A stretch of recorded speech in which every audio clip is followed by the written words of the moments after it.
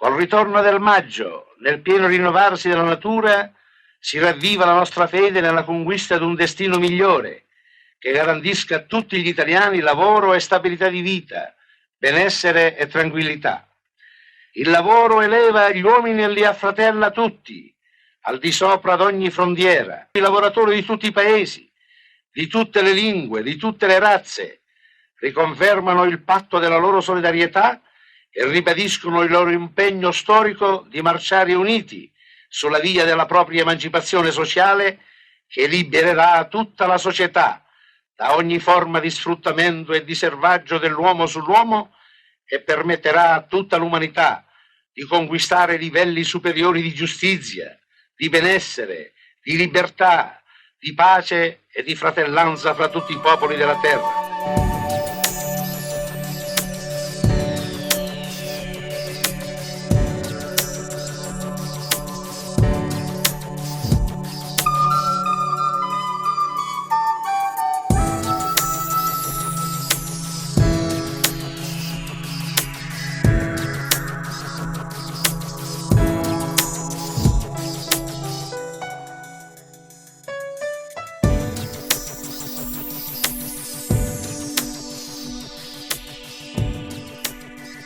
A 3 anni dalla fine della guerra, la situazione del paese era ancora profondamente critica. 2 milioni di disoccupati, 1 milione di sottooccupati, 1 milione di braccianti agricoli saltuari. Dalle campagne sulle quali non si poteva campare e per le quali la riforma agraria sembrava ancora lontana, la fuga massiccia di giovani braccia non trovava risposta occupazionale nelle città pressate dalla ristrutturazione industriale. La durata media della vita era di 64 anni per gli uomini e 67 per le donne. Il governo di unità nazionale aveva tentato di gestire la difficile situazione politica, economica e sociale con la partecipazione del sindacato a sostegno della sinistra parlamentare. Ma dopo il 1948 gli aiuti previsti dal piano Marshall vengono indirizzati verso una ristrutturazione selvaggia, tesa a riorganizzare il grande capitale a tutto danno delle condizioni di lavoro ed occupazionali della manodopera operaia e bracciantile. Il primo governo centrista, in un clima di divisione anti-operaia e anticomunista, rispondeva al grave problema della disoccupazione con l'invito ad emigrare, utilizzando l'emigrazione anche come strumento di scambio economico, specialmente con i paesi europei detentori delle materie prime, di cui l'Italia aveva bisogno per il suo sviluppo industriale.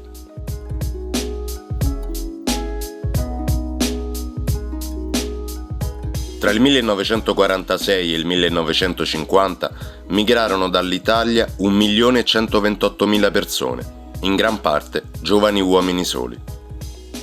L'emigrazione in massa di giovani fungeva da deterrente alle tensioni sociali interne che si erano acuite dopo l'estromissione della sinistra dal governo e nello stesso tempo consentiva il rafforzamento della democrazia cristiana, praticamente sola alla guida del paese. Il condizionamento forte degli americani nell'economia e nella politica italiana, la scissione sindacale con la nascita di CISL e poi anche di UIL, l'adesione al patto atlantico e quindi l'inizio della guerra fredda furono letti dal padronato come un segnale di mano libera per piegare le rivendicazioni dei lavoratori con il sostegno del governo.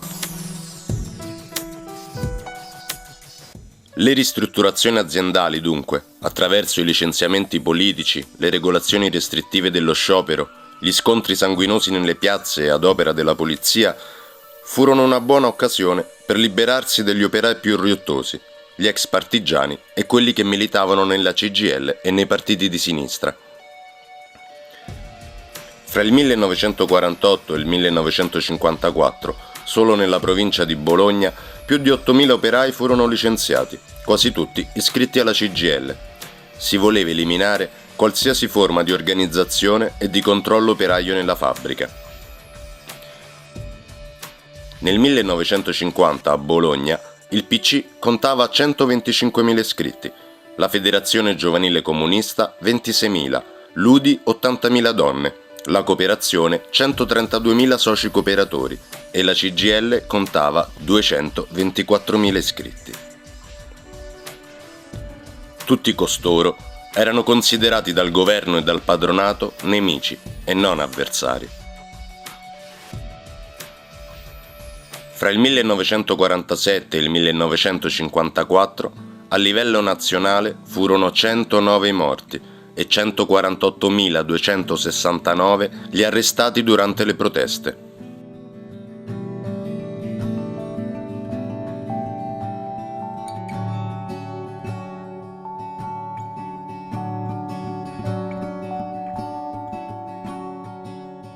Nelle fabbriche e nelle campagne, le discriminazioni e le rappresaglie furono una compagnia certa per tantissimi lavoratori e per le loro famiglie.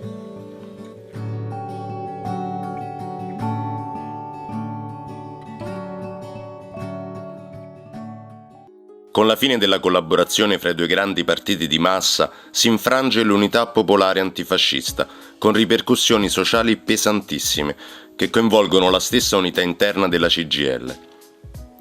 La scissione sindacale, infatti, fra democristiani e socialcomunisti non tarda a venire. In questo contesto matura la proposta del piano del lavoro voluta da Di Vittorio e presentata al secondo congresso nazionale della CGIL a Genova nell'ottobre del 1949. Il piano rappresentò da un lato il tentativo di ricomporre un'unità d'azione nei movimenti dei lavoratori su obiettivi unificanti, dall'altro fu il tentativo di contrastare la politica socio-economica del governo centrista, proponendo precise priorità per lo sviluppo dell'economia italiana. Di Vittorio pensava fosse possibile unificare gli italiani onesti intorno ad un obiettivo comune, nazionale, di sviluppo economico, di progresso, di vasta distensione sociale e politica. Il piano, infatti, sulle linee di una visione keynesiana dello sviluppo, avanza proposte concrete e sostenibili, dentro il contesto di una faticosa ricostruzione di un paese prostrato dalla guerra e nello stesso tempo tiene conto del ruolo importante che può giocare il lavoro subordinato in questa rinascita.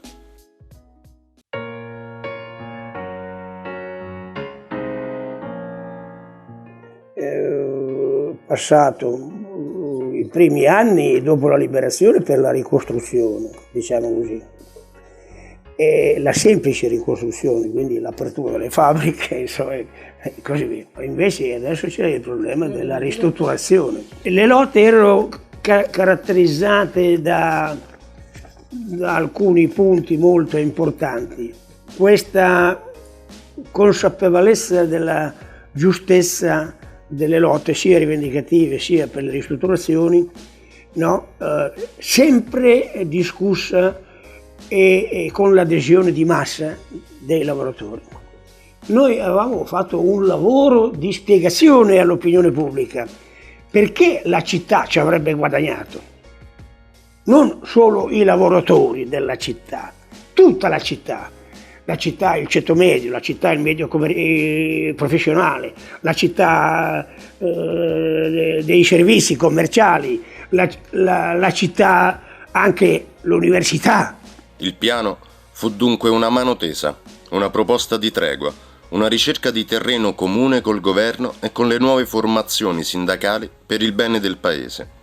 La classe operaia e tutto il lavoro dipendente si dichiarava pronta a nuovi sacrifici per garantire uno sviluppo equo e sostenibile del paese.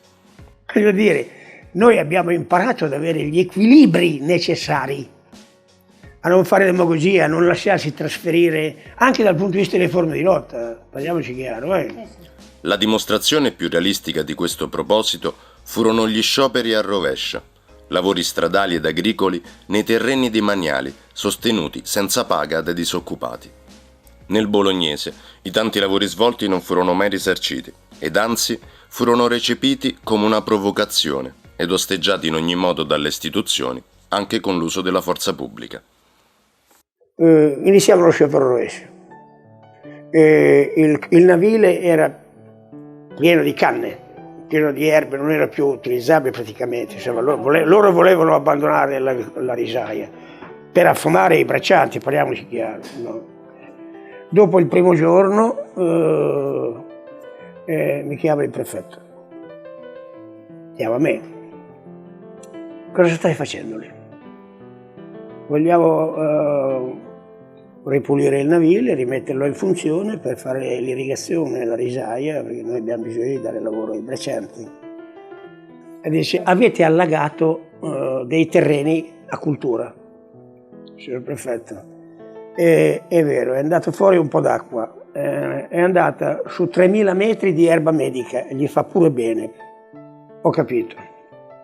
Però avete anche manomesso gli impianti idraulici, è vero. Quando avremo finito il lavoro lo rimetteremo in funzione. Avete fatto delle chiuse lungo tutto il percorso e hanno provato con delle squadre di operai, poi non erano operai, erano crumieri, di togliere queste chiuse di fango e non ci sono riusciti. Cosa diavolo avete combinato, signor prefetto? Se glielo dico, allora è finita. Allora lui mi guarda e dice, va bene, lei può andare. Quando sono arrivato sull'argine per dire come era andata, non c'era più neanche un poliziotto. Questo vuol dire che le richieste che facevamo noi, le proposte che facevamo noi, erano talmente giuste che lui, che era un generale, messo lì apposta per contrastare Bologna Rossa, non se l'è sentita. Governo, padronato e istituzioni snobbarono il piano del lavoro e non poteva che essere così. Ma nel tempo molte delle proposte furono assunte dai governi di centrosinistra che venirono.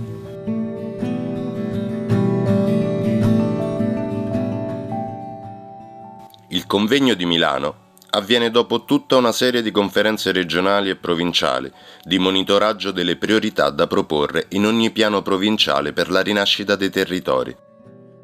Anche a Bologna fu formulato un piano che prevedeva l'impiego di manodopera disoccupata per grandi opere di assestamento del sistema idrico, per la costruzione delle case, le scuole e l'ospedale maggiore.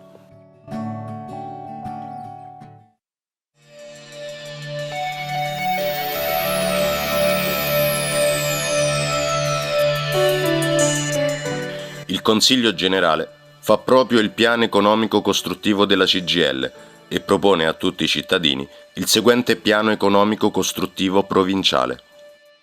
La costruzione di bacini idroelettrici ed irrigazione che consentano la produzione di energia elettrica. Indica a tale scopo, quali prime opere da eseguirsi, la costruzione dei bacini di Castrola e di Castel del Rio e di affrontare il problema della costruzione di una centrale termica per soddisfare le esigenze produttive della nostra regione. Opere di bonifica e di irrigazione. Il cavo napoleonico, l'inalveamento dell'Idice, l'esecuzione del progetto già esistente per la zona a valle dei terreni fra Lavino, Ghironda e Samoggia. Tali opere rappresentano la premessa indispensabile per la costruzione del canale emiliano, opera che sta alla base delle trasformazioni delle condizioni produttive, economiche e sociali della nostra regione. Il cavo napoleonico avrebbe consentito di scolmare le piene del Reno e di preparare la base per i lavori di irrigazione.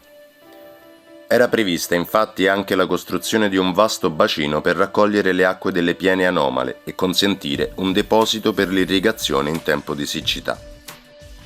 Il Reno era un fiume pericolosissimo per il suo regime torrentizio e per giunta alimentato dalle acque di altrettanti fiumi di natura torrentizia, l'Idice, il Santerno e il Sernio. Inoltre il suo letto scorreva a più di 12 metri di altezza rispetto ai terreni circostanti, strappati all'acqua da una bonifica costosissima, che però li aveva resi fra i più fertili del paese. Uno straripamento avrebbe dunque provocato una catastrofe. Nel 1950 rompe il Reno e rompe sull'argine sinistro di Ferrara, vicino al ponte di Manalbergo, no? Il ponte che si passava alla provincia. Io ho visto quando l'argine è andato giù. In quel momento lì, sugli argini, sulla parte di Bologna, c'erano 20.000 lavoratori delle campagne, diretti dagli ingegneri del genio civile, che facevano fronte all'apertura dei fontanazzi. Un lavoro, guarda, spaventoso. Beh, noi abbiamo evitato la rottura dell'argine facendo così, da Cento a Molinello. Allora noi rompiamo gli indugi e rivendichiamo la costruzione del cavo napoleonico e del canale Emiliano-Romagnolo. Nella nostra provincia la questione delle acque parve davvero la più urgente, dalla sistemazione del canale della Posa e delle Moline al passaggio di Corticella, dal canale navile al Torbido, dalla bonifica anzolese fino all'inalveamento dell'Idice. A ciò va aggiunta la realizzazione dei lavori pubblici proposti dai singoli comuni di tutta la provincia per rispondere al gravissimo problema della disoccupazione. Per Bologna, fra le priorità vi fu la costruzione dell'ospedale maggiore, per la realizzazione della quale la mobilitazione dei lavoratori fu davvero straordinaria. Nella nostra provincia il piano del lavoro diede vita ad una stretta concertazione con le amministrazioni locali, grazie al fatto che si trattava di giunte di sinistra, non pregiudizialmente ostili alle proposte della CGIL, che peraltro furono largamente condivise anche dalle istituzioni statali presenti sul territorio. Noi lavoravamo, diciamo così, in convergenza con il comune e con la provincia. E non è a caso che i dirigenti sindacali erano nel consiglio comunale e nel consiglio provinciale. Io non ero nel consiglio comunale per scaldare lo scranno, no, di consigliere, no, per la rappresentanza così, insomma, no, dei lavoratori formale. Ero lì perché bisognava trovare ovunque possibile le convergenze di forze necessarie per far progredire la provincia e la città, no? Sul piano economico e sul piano sociale. E quindi queste convergenze hanno dato luogo a degli impegni di pressione, di lotta, di lavoro di convincimento, di propaganda e così via, no? Verso l'opinione pubblica, di coinvolgimento e così via, no? Fra noi e l'azione del comune, l'azione della provincia, no? Non eravamo degli illusi, no? Voglio dire, quando facevamo tutto questo, perché il cavo napoleonico è lì, il canale Emiliano-Romagnolo è lì. Voglio dire che il cavo napoleonico, quando c'è stata l'alluvione che il Po ha mezzo rovinato, poi via non so quanti, da Torino in poi, il Polese e così via, noi non ha ceduto, no? Ha funzionato, no? Perché toglie la piena. Secondo, abbiamo fatto il canale Emiliano-Romagnolo, sono 100.000 ettari irrigati, non l'abbiamo fatta l'agricoltura irrigata. Terzo, abbiamo una rete ospedaliera nuova di secca, a partire dall'ospedale maggiore, voglio dire, non eravamo della gente, voglio dire, che faceva propaganda ideologica apostolica. Così si conclude l'ordine del giorno del Consiglio Generale della Camera del Lavoro di Bologna. Il Consiglio Generale chiama i lavoratori di tutte le categorie e le professioni, operai, impiegati, tecnici, coloni, piccoli proprietari, artigiani, piccoli commercianti, professionisti, intellettuali e scienziati a dare il proprio contributo e ad unirsi attorno al piano economico della Camera del Lavoro e della CGIL e lottare per la sua realizzazione, quale presupposto dell'elevazione morale e materiale di tutto il popolo, come di ogni progresso economico e civile di tutto il nostro Paese.